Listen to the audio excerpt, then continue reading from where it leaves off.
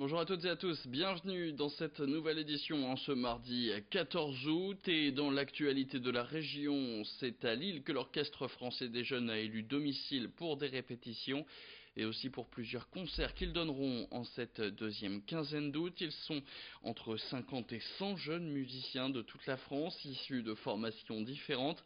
Mais tous ont pour mission à la fin de ce séjour de faire des concerts et de faire découvrir et aimer la musique classique à leur public. Mission pas forcément aisée puisque s'ils joueront des concerts classiques comme par exemple à la Gare Saint-Sauveur le 22 août, ils se produiront aussi du côté du CHU ou à la prison de Sequedin. Vous pouvez retrouver toutes les dates si vous êtes intéressé. Ça se trouve sur l'ofj.fr ou sur notre page Facebook. Cet orchestre, créé par le ministère de la Culture en 1982, bénéficie d'un partenariat avec la région, mais aussi avec la ville de Lille. Grâce à ce partenariat, ils peuvent répéter dans des salles comme le Nouveau Siècle, où joue habituellement l'Orchestre National de Lille, l'ONL, ou alors au Conservatoire. Et c'est dans ce dernier qu'Aubin Lemaire les a rencontrés. La présence de l'Orchestre français des jeunes à Lille pendant l'été, ça se passe dans le cadre d'un partenariat avec la région Hauts-de-France, un partenariat pluriannuel, puisqu'on était déjà à Lille pendant l'été 2017, on le sera aussi pendant l'été 2019.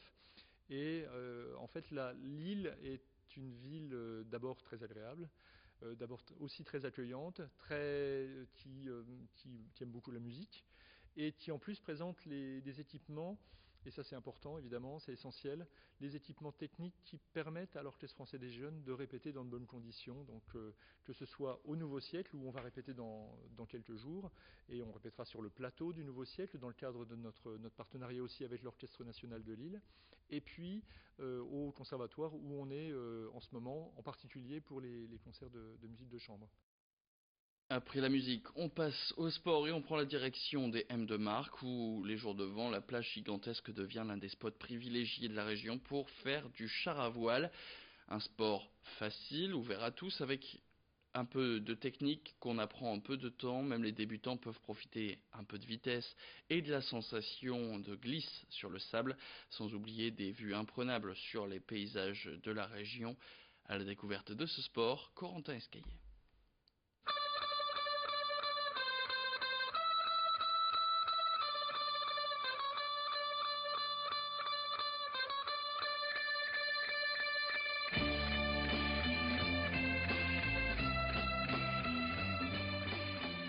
Alors comme sensation, on est au ras du sol, vous avez le vent qui vient fouetter, le sable aussi qui vient fouetter sur vous et on prend assez rapidement de la vitesse par rapport à la force du vent, quoi. Alors aujourd'hui là on a environ 50 km/h de vent, on va entre 40 et 50 km/h aujourd'hui. On peut y aller, il n'y a aucun problème. Lorsqu'il y a un petit peu plus de vent et quand la plage s'y prête, on peut aller jusqu'à 70 avec un char un petit peu plus évolué.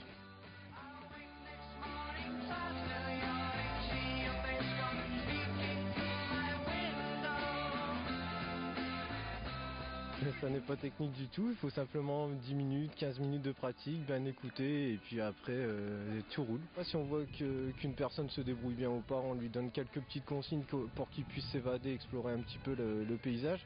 Mais en général, il reste vraiment 2 heures avec un moniteur et comme je vous dis, au bout de 15-20 minutes, on a les sensations, on a l'impression de gérer le char et là où on prend vraiment beaucoup de plaisir. On est assis, on a simplement à dissocier les pieds et les mains et je peux vous dire que en 10 minutes c'est plaisir garanti, mais c'est beaucoup plus facile que la voile ou la planche à voile où là ça demande des heures et des heures d'entraînement pour pouvoir vraiment profiter un maximum.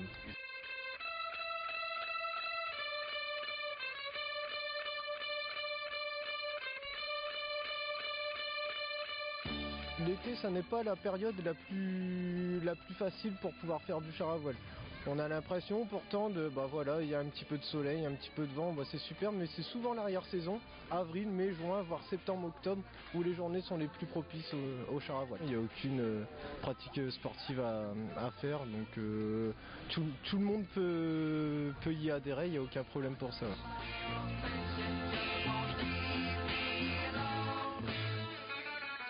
On parle emploi maintenant avec les vendanges qui arrivent, plus besoin d'aller jusque dans le Bordelais ou dans le sud de la France pour ça.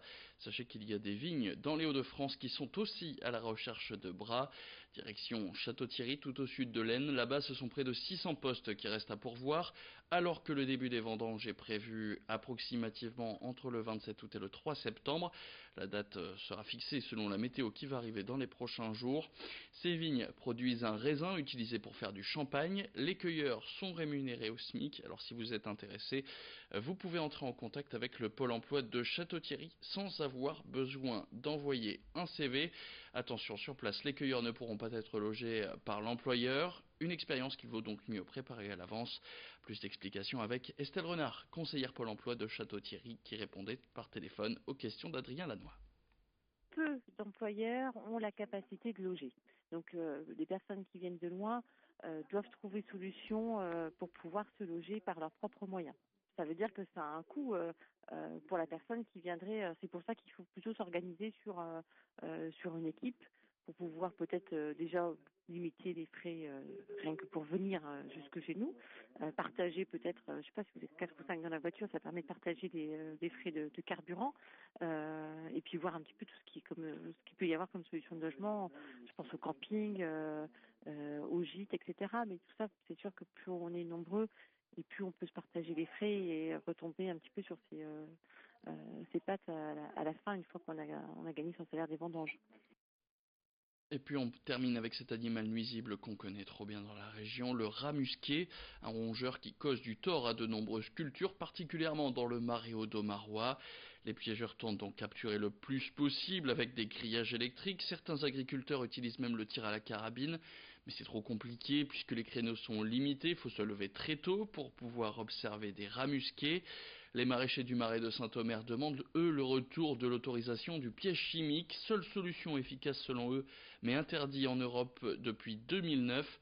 Selon leurs chiffres, 10% de chaque parcelle serait ravagée par les rats musqués, soit 140 000 têtes de chou-fleur perdues. Les maraîchers sont à bout, comme l'a constaté Louis Caillé.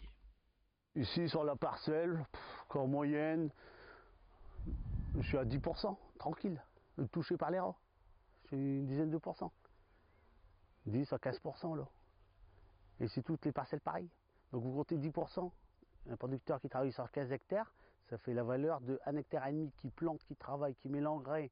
On a du personnel, bien sûr, qu'on est sûr de ne pas récolter. Ça peut pas, on ne peut pas continuer d'accepter ça. Comme moi par exemple, à chaque mois j'ai 6 fiches de paye à faire. Si je n'arrive pas à récolter, si j'arrive pas à vendre mes légumes, comment je fais? Qu'est-ce que je fais avec mon personnel? Et c'est la fin de cette édition. Tout de suite, la météo.